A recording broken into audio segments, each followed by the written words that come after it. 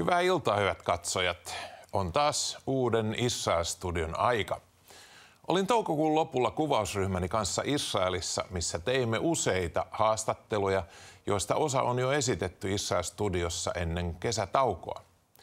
Yksi matkamme mielenkiintoisimpia hetkiä oli se, kun meille avautui yllättäen mahdollisuus osallistua Kansainvälisen holokaustin muistoliiton IHRAn ulkoministerikokoukseen Israelin ulkoministeriössä Jerusalemissa.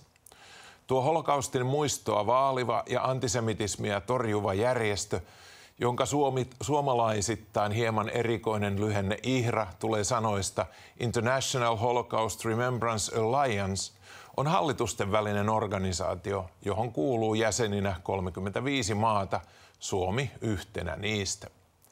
Tiesin etukäteen, ettei Suomen ulkoministeri Elina Valtonen ole tulossa tuohon kokoukseen, mutta minulle oli suorastaan järkytys, kun luin Suomen ulkoministeriön tiedotteesta, että hän kuitenkin vierailee samaan aikaan Israelin naapurimaissa, Libanonissa ja Jordaniassa.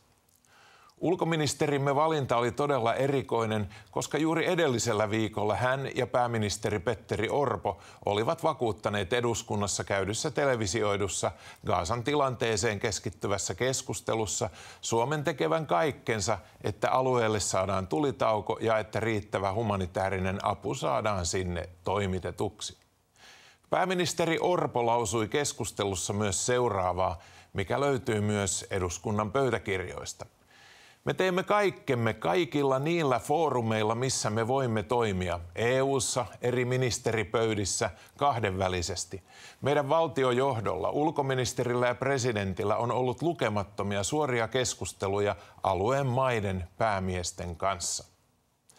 Ja kun ulkoministeri Valtosella olisi ollut mahdollisuus tavata Israelin johtoa, niin hän päätti olla tulematta Jerusalemiin ja vierailla tärkeän ulkoministerikokouksen sijaan kahdessa Israelin naapurivaltiossa, joilla ei ole minkäänlaista roolia Gazan kriisin ratkaisemisessa.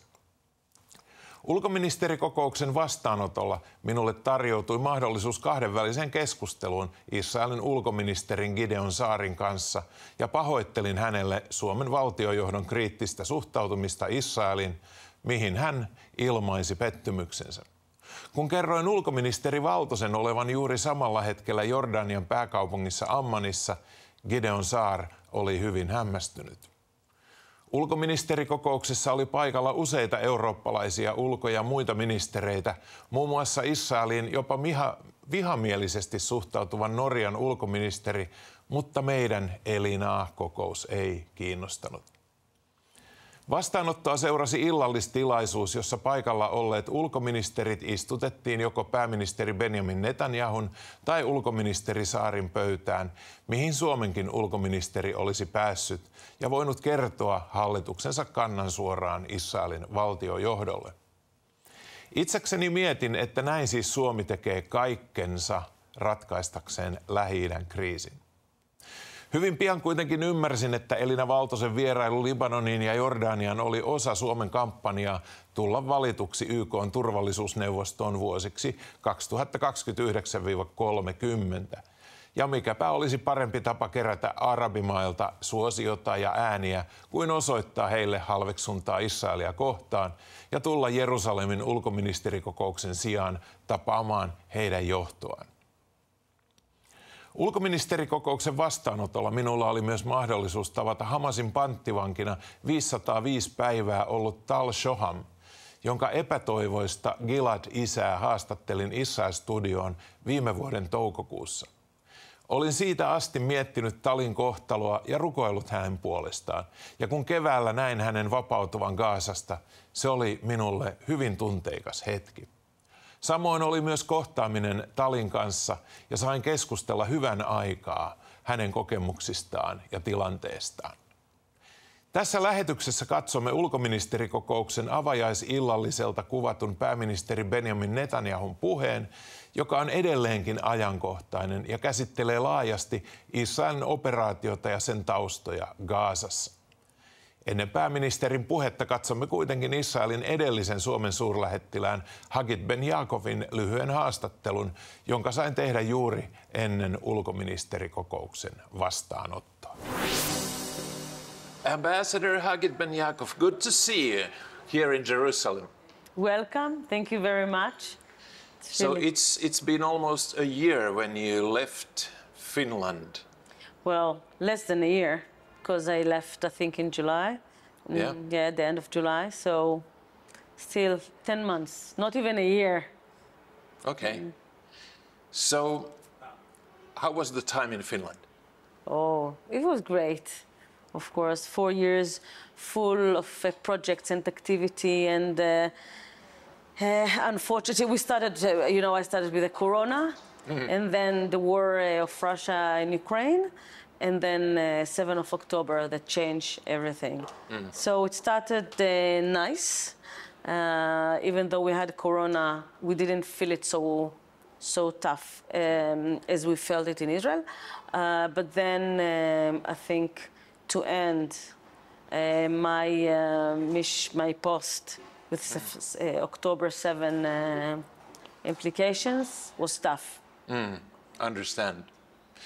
So many friends send their greetings to you, and I'm really happy to be back in Jerusalem. So your present job here at the Ministry of Foreign Affairs is what? So I'm now working at a strategic division, which deals with strategic topics, not strategy as planning or something like this. We deal with strategic challenges, and I'm dealing specifically with emerging and disruptive technologies like AI, quantum, etc. Okay, AI is highly interesting theme. Sure. So how is Israel in AI? Very, very developed. We put a lot of effort in AI, and we just published recently a new national program for AI. We try, of course, to integrate AI in the public sector, to use it more, but also to contribute to investments in the AI sector and to make sure we have one of the leading AI technology in the world. In addition to AI, what are the other themes you are looking at? Well, AI is huge because AI, you have everywhere. AI, it's everywhere. Yeah. It's really everywhere. Right. But also quantum. We also, dealing with a little bit of quantum issues, but also bioconvergence, and So these are the main things that are highly interesting. Very interesting for me. Yeah. But as you mentioned, that your end of your era in Finland was shadowed by the October 7th. Yeah. And the war still rages. Yeah. So what is the sentiment here in Israel? It's, I would say that it's very sad sentiment, very desperate. People are trying to find some hope, trying to find some answers, looking for some answers. It's very tough. We have 58 hostages in Gaza. Still. In very tough situation. And every day we have more and more stories from hostages that came back. So the conditions are awful. So there is a discussion now about the humanitarian aid to Gaza that was renewed, and now you see the line of the humanitarian aid. And this is, we think that our hostages don't get any humanitarian aid. They don't get their medicine, they don't get food. But so, this kind of debate is going on. Should we go on with the humanitarian aid? Of course we should go on with humanitarian aid in Gaza. But what do we do with the hostages? Who will help the hostages?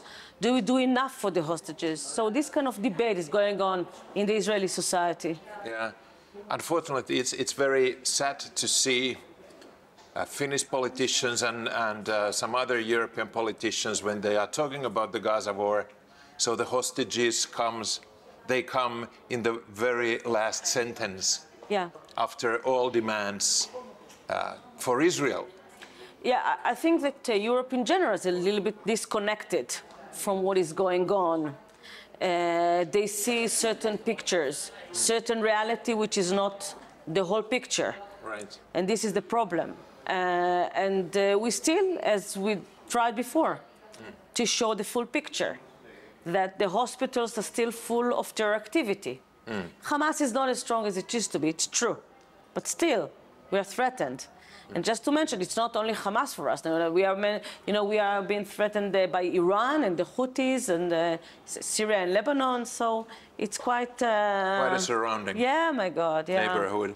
Hagit Ben-Yaakovia, it was a pleasure to meet you again and have this small talk or short talk this time. And I wish you all the best and for Israel all the best. Thank you so much. We really need your prayers for peace, tranquility. For good health for all of us and for the hostages to be released. And I'm sending best regards to all my friends in Finland. And you can be sure that Friends of Israel, they are both praying and doing things, writing articles and talking for you and for Israel. So thank you so much. Thank you so much for that. Okay. Thank you. And the issue that I want to address is the consequence of anti-Semitism, not only for the Jewish people, but for human society. Now, we've been facing this disease. It's a virulent disease that is going on for several millennia. And of course, we paid a horrible price in the journey of our nation for anti-Semitism. But so have other countries, and that is very clear, not only in the history of the greatest anti-Semitic burst of violence, which is the Holocaust. 6 million Jews died in the Holocaust, but 60 million died during the war that it inspired. My father was 23 years old. He was a historian, among other things, of anti-Semitism.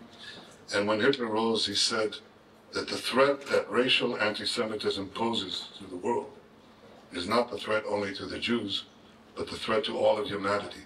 Because, if I paraphrase what he said, in 1933, he said, what starts with the Jews will not end with the Jews. And unless we inoculate and convince the rest of free societies of the danger to them of this anti-Semitic virulence, then it will spread and claim many, many, many millions of lives. I think the history of the world would have been different if these and other warnings had been heeded in time. Well, we have now a surge of anti-Semitism as we speak. And those who expected, after the tremendous anti-Semitic savagery of Hamas on October 7th, the greatest, the most savage attack on the Jews since the Holocaust, that it would cause a decline of anti-Semitism, well, people who harbored those hopes have been wildly disappointed. Because what we see is the exact opposite.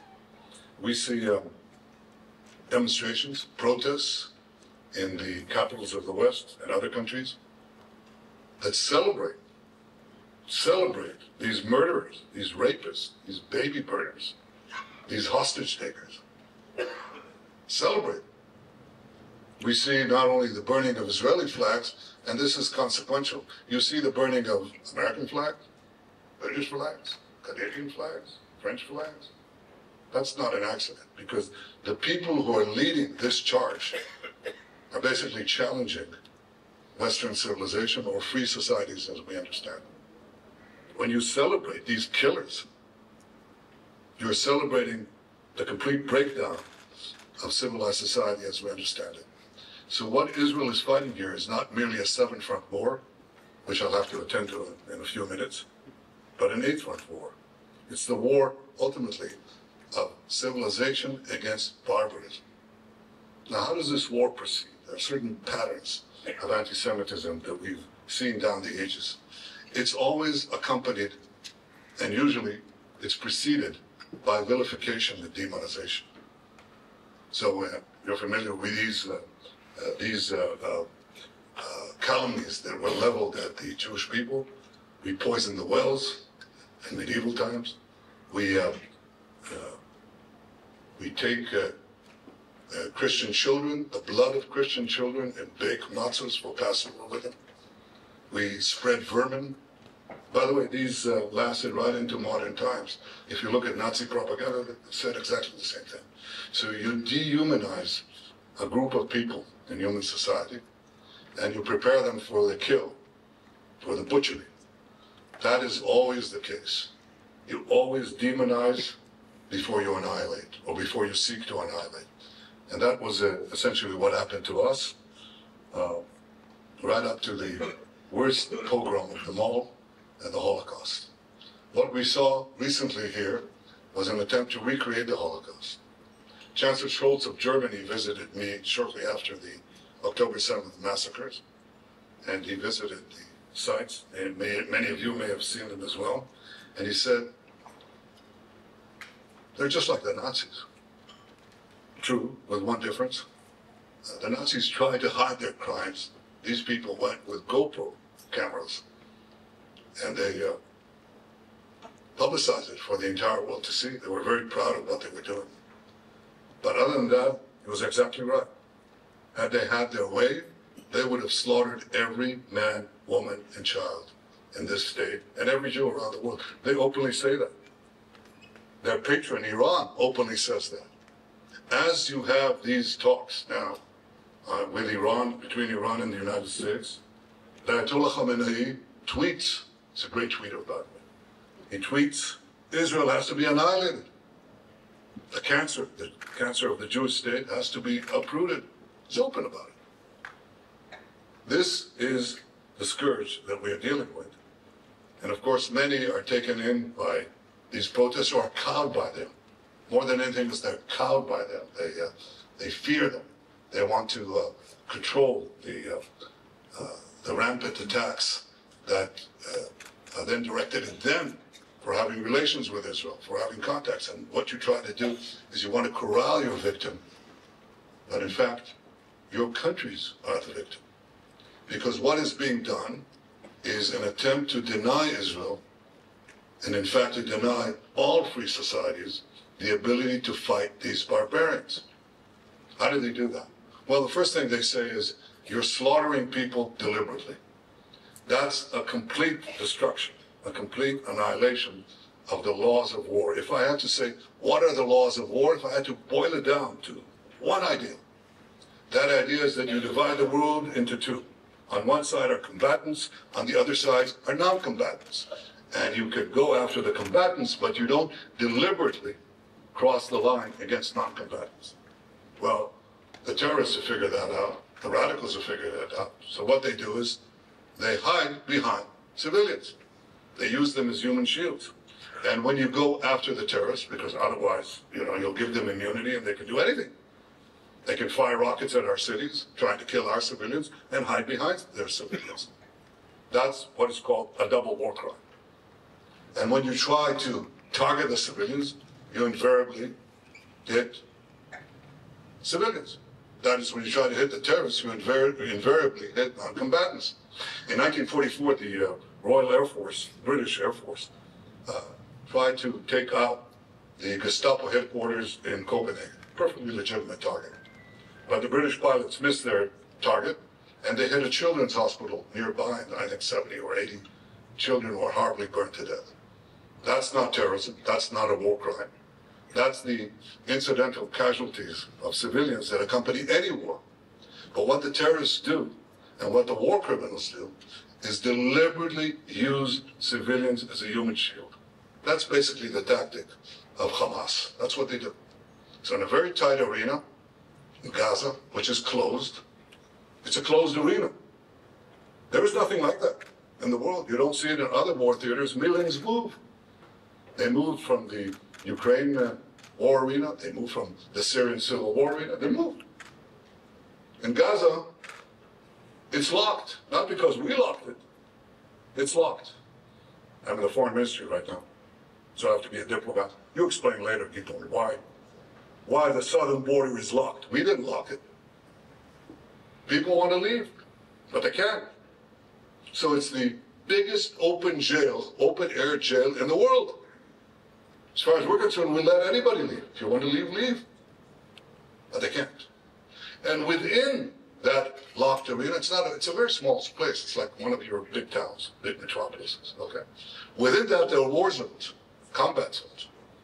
And Hamas is trying to lock the Palestinians, civilian population, within the place where we conduct the war. That's what they do. How do they lock them in?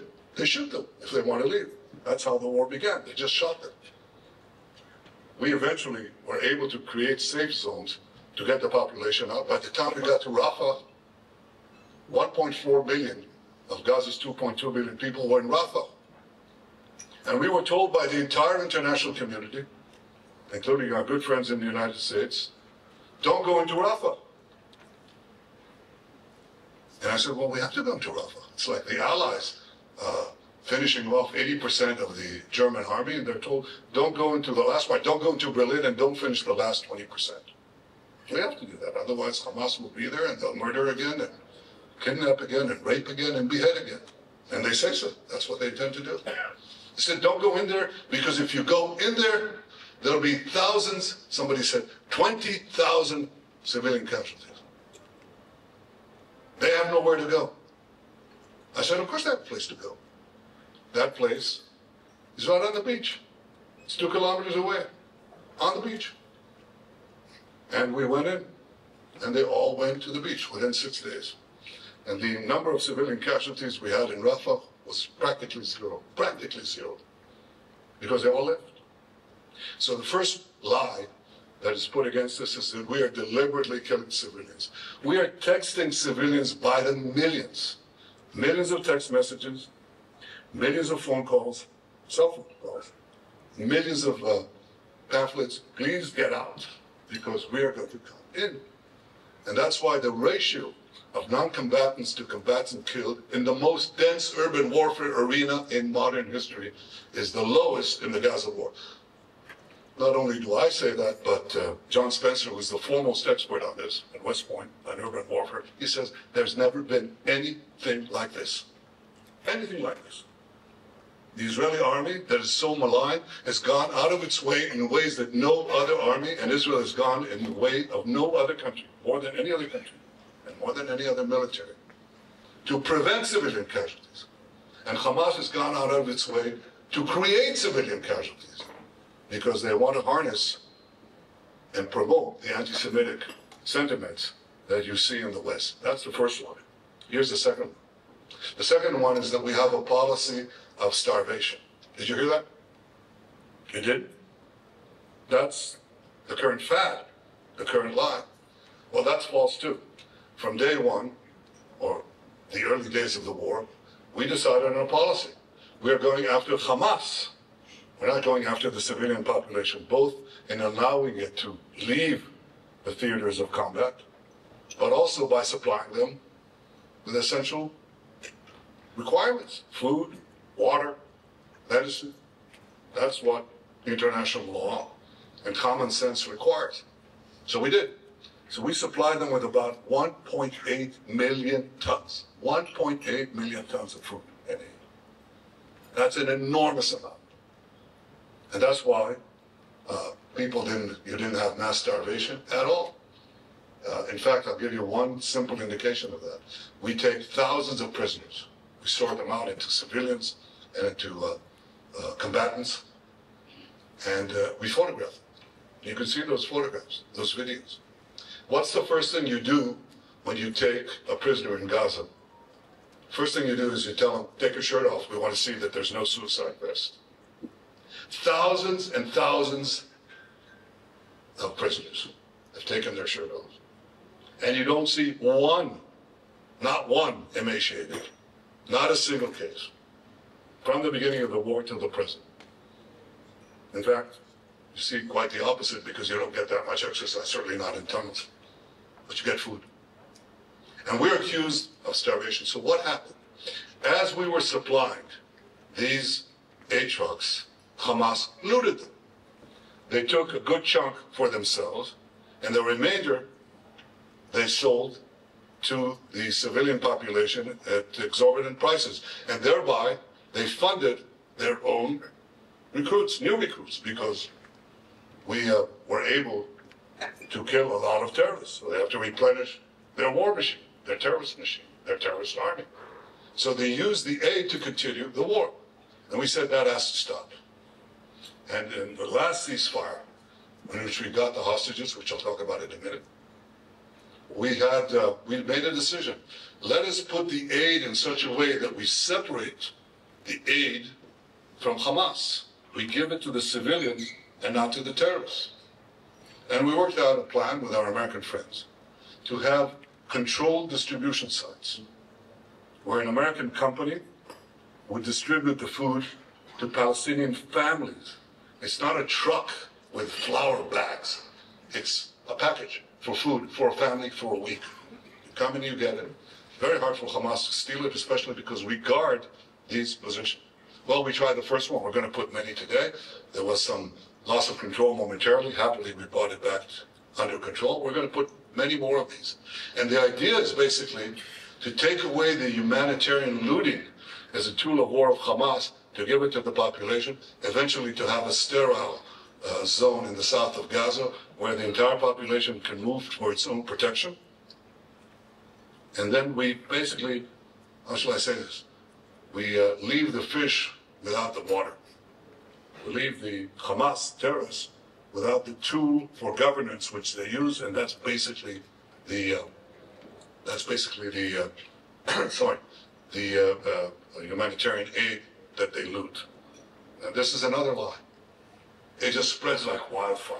Just spreads like wildfire, because in this media age, you can put out a lie and it spreads throughout the globe, and you have a hard time putting it out.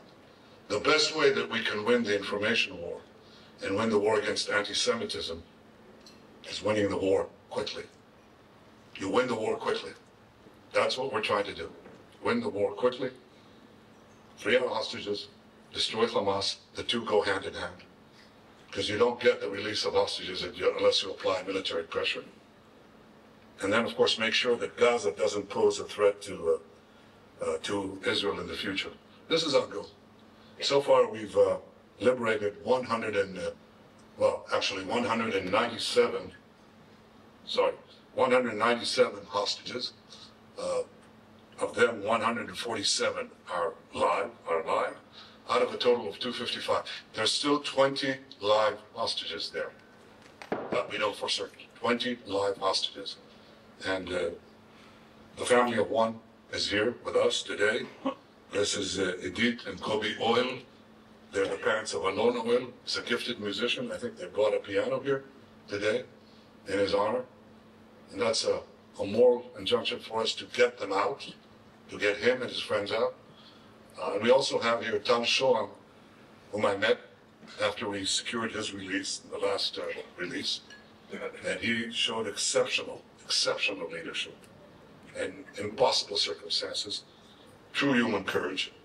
And we also secured the release of his wife, Adi, and his son and his daughter, Gazan.